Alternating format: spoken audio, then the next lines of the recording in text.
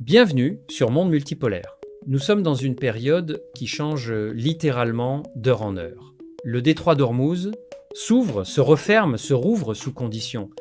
Trump annonce un blocus qu'il ne peut pas enforcer. Les négociations s'effondrent, reprennent, s'effondrent à nouveau. Et pendant ce temps, Israël continue de bombarder le Liban en violation de chaque cessez-le-feu annoncé. Pour démêler tout ça, cette vidéo s'appuie sur deux analyses exceptionnelles. Patrick Henningsen, journaliste indépendant, fondateur de 20 et UNC Century Wire, spécialiste de la propagande et des opérations d'information. Et Scott Ritter, ancien officier de renseignement des Marines américains, ancien inspecteur en armement de l'ONU, qui suit ce conflit depuis ses origines les plus profondes. 4 axes ce soir. 1. Pourquoi les États-Unis ne sont structurellement pas capables de négocier en bonne foi. 2. Ce que le blocus révèle réellement sur l'état de la puissance navale américaine. 3. Pourquoi les États-Unis ont perdu cette guerre et ce que ça signifie pour l'Iran et pour le monde. 4. Les leçons géopolitiques pour la Chine, la Russie et le monde multipolaire en construction. Commençons par quelque chose d'essentiel que beaucoup d'observateurs n'osent pas formuler clairement. Les États-Unis, sous cette administration, sont structurellement incapables de négocier en bonne foi. Ce n'est pas une opinion politique. C'est une observation fondée sur les faits des dernières semaines. Patrick Henningsen pose une question qui résume tout. Quels sont les canaux officiels de communication du gouvernement américain? Est-ce le département d'État? Est-ce Marco? Rubio? Est-ce la porte-parole de la Maison-Blanche? Est-ce le compte Truth Social de Donald Trump, un site web privé appartenant à Trump lui-même, dans une vraie république constitutionnelle? Cette question ne devrait même pas se poser. Le gouvernement communique via des canaux établis, légitimes, vérifiables. Là, tout passe par les réseaux sociaux personnels d'un homme. Ce désordre n'est pas un accident, c'est un système. Et l'Iran l'a compris. Comme Patrick Henningsen le formule, l'Iran a déjà intégré cette réalité dans ses calculs. Il sait que les États-Unis utiliseront les négociations comme couverture pour d'autres actions. Il l'a vécu 2 fois. La première guerre de 12 jours a commencé pendant des pourparlers.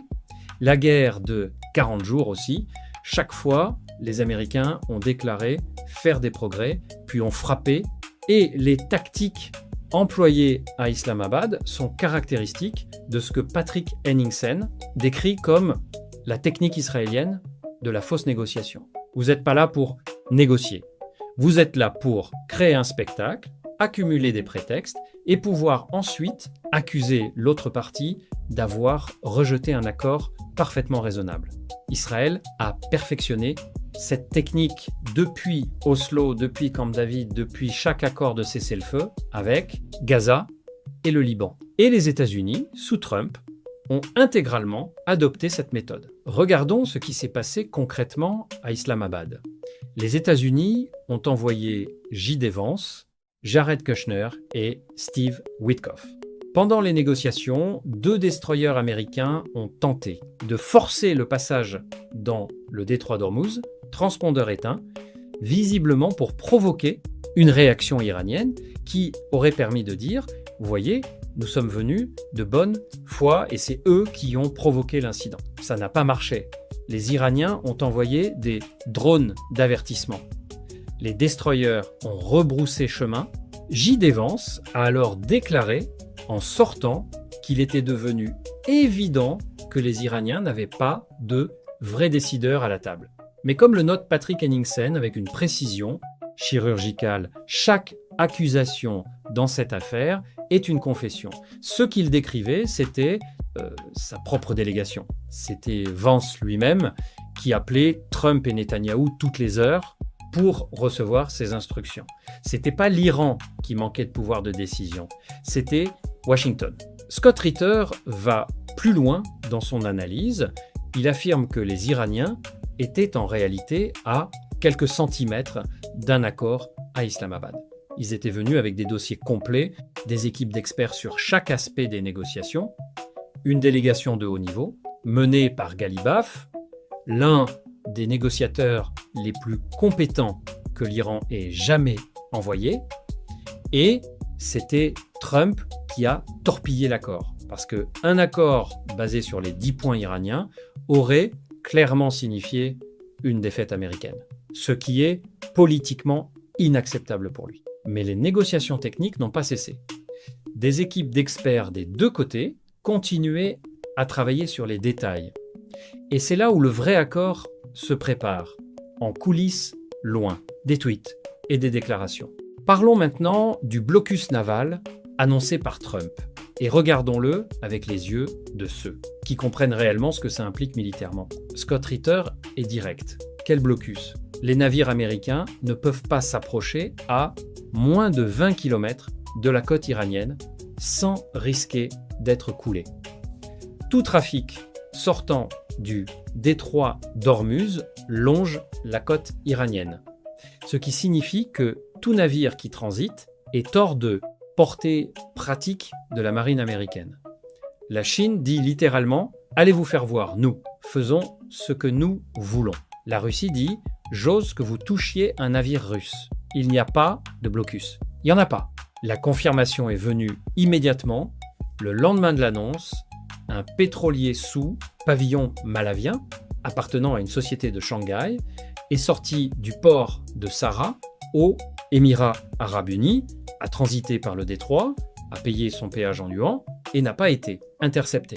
Pas un seul navire américain n'est venu le contrôler. Pepe Escobar l'avait formulé clairement quelques jours auparavant pour renforcer un vrai blocus. Il faudrait une armada considérable. Des vedettes rapides, des hélicoptères, des drones, une présence permanente à proximité des côtes iraniennes. Et les deux porte-avions américains, l'Abraham Lincoln, dans la mer d'Arabie, le George H.W. Bush, qui circumnavigue l'Afrique pour éviter les Houthis en mer Rouge, sont à des centaines de kilomètres de là où un blocus aurait besoin d'exister. Le fait que les porte-avions américains contournent l'Afrique pour fuir les Houthis est en lui-même l'un des signes les plus éloquents du renversement de puissance en cours. La marine américaine, censée dominer les océans mondiaux, doit faire un détour de plusieurs milliers de kilomètres pour éviter des combattants yéménites équipés de missiles. Patrick Henningsen soulève une question encore plus fondamentale. Les États-Unis veulent-ils vraiment que le détroit d'Ormuz soit pleinement ouvert et fluide? Sa réponse est frappante. Il n'est pas convaincu qu'ils le veuillent. Parce que si on regarde l'histoire récente, les États-Unis ont une tendance structurelle à prendre les ressources énergétiques hors du marché plutôt qu'à les mettre dessus. La destruction de Nord Stream a pris le gaz russe hors du marché européen et a remplacé ses approvisionnements par du gaz naturel liquéfié américain, bien plus cher. Les sanctions contre le Venezuela ont pris le pétrole vénézuélien hors du marché. Les sanctions contre l'Iran ont fait de même. Ce schéma est cohérent. Ce n'est pas une stratégie de domination par la disponibilité. C'est une stratégie de domination par la rareté. Qui profite de la rareté énergétique mondiale? Celui qui produit de l'énergie en dehors des zones de conflit, ce qui signifie en grande partie les États-Unis eux-mêmes. Ce qui signifie que le chaos dans le Golfe Persique n'est pas un effet secondaire non désiré de la politique américaine. C'est un résultat possible prévu dans le calcul, mais cette stratégie a une limite fondamentale. La rareté organisée crée des inimitiés durables. Et comme le note Patrick Henningsen, un empire qui opère par piraterie et sabotage peut acheter quelques années de vie supplémentaires, vraisemblablement 10 ou 20. Mais il hypothèque son avenir et accélère sa perte de légitimité mondiale. Scott Ritter l'affirme sans détour, et il faut le dire clairement parce que les médias grand public refusent de le formuler.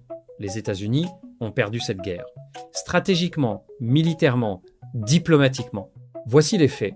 aucun des objectifs américains n'a été atteint. Le régime iranien est intact, l'Iran continue de tirer des missiles balistiques avec une efficacité croissante. L'Iran contrôle le détroit d'Ormuz. L'Iran n'a pas cédé sur l'enrichissement de l'uranium et les bases américaines dans la région ont été frappées, les assets ont été dégradés, les systèmes de défense aérienne américains ont montré leurs limites face aux missiles iraniens. La mission ratée dans la région d'Isfahan, présentée comme un sauvetage héroïque de pilotes, a été, selon Scott Ritter, l'opération de force spéciale la plus désastreuse de l'histoire récente des États-Unis. Trump a commencé à menacer d'effacer la civilisation iranienne, précisément parce que les options militaires conventionnelles avaient été épuisées. Ses propres généraux auraient refusé d'exécuter ses ordres, ce qui l'a forcé à chercher une sortie. Patrick Henningsen soulève le terme inventé par Trump, la poussière nucléaire, une expression qui n'existait pas avant qu'il la prononce dans un contexte bien précis, celui des bombardements de B-2 américains sur des installations iraniennes et dont la répétition par Vance, puis par les médias, puis par les officiels américains, ressemble à une tentative de normalisation d'un concept qui ressemble, selon Henningsen, à une forme de terrorisme nucléaire. Aucun journaliste américain mainstream n'a demandé d'explication sur ce que le président des États-Unis entendait exactement par là. Mais au-delà des événements immédiats, ce que ce conflit a mis en lumière est encore plus profond. La supériorité militaire conventionnelle américaine repose sur des capacités héritées des années 80, 10 et 2000, des années pendant lesquelles les États-Unis ont mené des guerres contre des adversaires pratiquement sans défense antiaérienne.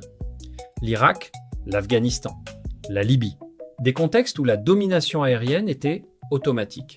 Aucun investissement sérieux n'a été fait pour développer des contre-mesures efficaces face à des adversaires disposant de missiles balistiques modernes. L'Iran, lui, a passé 2 décennies à développer précisément ces capacités. Ces systèmes de missiles ont été conçus pour exploiter les failles des défenses américaines. Et ça marche. 80% des missiles iraniens traversent les défenses israéliennes. Les systèmes THAAD et Patriot ont montré leurs limites. Et une marine américaine ne peut pas opérer à moins de 1000 km des côtes iraniennes. Scott Ritter va plus loin encore. Il souligne que le même problème s'applique au théâtre ukrainien. Si l'armée américaine était déployée sur le champ de bataille ukrainien aujourd'hui, elle serait vraisemblablement anéantie en moins d'une journée. Elle n'a pas les doctrines, les formations, ni les équipements pour survivre dans un environnement de guerre par drone tel qu'il existe en Ukraine. 2 équipes ukrainiennes de drones FPV ont stoppé net une avancée de l'OTAN lors d'exercices. Un drone anti-navire ukrainien a coulé tous les navires de l'OTAN lors d'un exercice naval, sans même que ceux-ci s'en aperçoivent. Et les Russes sont meilleurs que les Ukrainiens sur plusieurs aspects de la guerre par drone. Ce que cette guerre contre l'Iran a révélé, c'est que l'Empire a les apparences de la puissance sans en avoir toutes les réalités. Et dans un monde où les adversaires potentiels ont eu le temps d'étudier, d'adapter et de développer des réponses asymétriques. Cette différence entre apparence et réalité est décisive. Regardons maintenant ce que ce conflit signifie pour les acteurs du monde multipolaire en construction. Commençons par l'Iran lui-même. Scott Ritter formule quelque chose que beaucoup n'osent pas dire publiquement. Cette victoire iranienne n'est pas seulement une victoire militaire, c'est la possibilité, pour la première fois en 5 décennies, de délivrer au peuple iranien ce qui lui a été promis. La levée de toutes les sanctions, la pleine réintégration dans l'économie mondiale, la possibilité de faire des affaires librement avec les BRICS, avec l'Organisation de coopération de Shanghai, avec l'Union économique eurasiatique. La capacité du gouvernement iranien à tenir ses promesses. Ceux qui disent que l'Iran devrait continuer à serrer la gorge de l'Occident et refuser tout, accord, dit Scott Ritter, n'ont pas vécu dans une économie étranglée par des sanctions depuis 47 ans. L'Iran ne cherche pas à humilier l'Occident. L'Iran cherche à vivre normalement, à développer son potentiel économique et à permettre à son peuple de prospérer. Et cette victoire, une fois les sanctions levées, ne disparaît pas. Parce que l'Iran conservera ses capacités militaires. Parce que l'Iran continuera à soutenir les fronts de résistance au Liban, en Palestine, au Yémen. Et parce que toute future tentative américaine de renverser la situation se heurtera à un Iran réintégré dans la famille des nations, protégé par ses alliances avec la Russie et la Chine. Pour la Chine, ce conflit a exposé des vulnérabilités que beaucoup préféraient ignorer. 60% des importations énergétiques chinoises proviennent du Moyen-Orient. La fermeture partielle du détroit d'Ormuz a mis l'économie chinoise sous pression réelle. Et comme le note Scott Ritter, il n'y a pas de remplacement immédiat au pétrodollar. La Chine n'est pas encore prête à faire le saut vers une économie mondiale libellée en yuan. C'est pas un choix, c'est une réalité structurelle. Mais en même temps, des chiffres ont émergé qui racontent une autre histoire. Des dirigeants de l'industrie automobile européenne et américaine sont revenus de tourner en Chine en déclarant qu'ils ne pourront jamais compétitionner avec la production industrielle chinoise. La Chine a perfectionné une production de masse robotisée, adaptative, capable de modifier une ligne de production en cours de fabrication en intégrant instantanément les améliorations. Ce n'est pas de la supériorité, c'est de la suprématie industrielle. Mais comme Scott Ritter le précise, l'Iran ne pourra pas conserver indéfiniment un contrôle unilatéral sur le détroit d'Ormuz. Le droit international de la mer, auquel la quasi-totalité des nations a adhéré, qualifie le détroit d'eau international. Et l'Iran, pays qui veut rejoindre pleinement la famille des nations, devra à terme se conformer au cadre juridique international. La solution sera vraisemblablement un traité multilatéral impliquant l'Iran, Oman et possiblement d'autres acteurs régionaux garantissant à l'Iran un contrôle temporaire pour des raisons de sécurité, tout en permettant une transition progressive vers une gouvernance partagée. C'est exactement ce genre de solution créative que le monde multipolaire est capable de produire quand il n'est plus sous la domination d'un hégémon unique qui impose ses règles. Unilatéralement. Pour la Russie, la leçon est que les limites de la patience ont des conséquences. Moscou a longtemps cru qu'il était possible de travailler avec Washington, de trouver des arrangements, de ménager les susceptibilités américaines. L'Iran vient de montrer qu'une autre voie existe. On peut résister, on peut tenir, on peut imposer ses conditions. Et ça marche. Patrick Henningsen souligne la dimension historique. L'Empire américain tente, par la piraterie, le sabotage et la manipulation des marchés énergétiques, de se maintenir en retardant son déclin de 10 ou 20 ans. Mais ce modèle repose sur un système d'exploitation du 19e siècle dans un monde du 21e. Il n'a pas de place pour la Chine, pour l'Inde, pour le Brésil, pour la Russie, tels qu'ils existent aujourd'hui. Et comme tous les systèmes fondés sur des prémices obsolètes, il finira par s'effondrer. La vraie question est de savoir si cet effondrement sera graduel et gérable ou brutal, chaotique. Et la réponse à cette question dépend en grande partie de ce que font les acteurs du monde multipolaire dans les prochains mois. Où en sommes-nous? L'Iran Tiens, le détroit d'Ormuz reste sous contrôle iranien, avec des conditions définies par Téhéran. Le blocus américain n'existe que dans les tweets de Trump. Les négociations continuent en coulisses, même si les déclarations publiques sont contradictoires.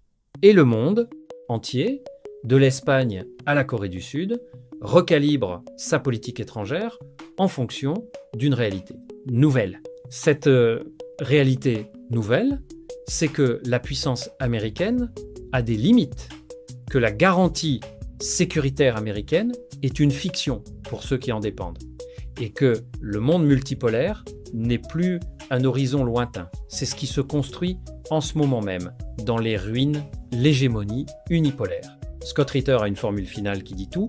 Trump ne peut pas se permettre que cette guerre continue. Les midterms approchent. L'aviation européenne manque de carburant. L'économie mondiale est au bord et un deal basé sur les 10 points iraniens est vraisemblablement déjà en préparation dans les salles techniques qu'il a volontairement ignorées en public. Il finira par le signer et il dira que c'est lui qui a tout rendu possible. Mais peu importe ce que Trump dit, ce qui compte, c'est ce qui est réel. Et ce qui est réel, c'est que l'Iran a gagné. Et que ce gain change le monde. Si cette vidéo vous a apporté quelque chose, appuyez sur le bouton j'aime, abonnez-vous à Monde Multipolaire et partagez avec quelqu'un qui mérite de comprendre ce qui se passe. Vraiment. À bientôt.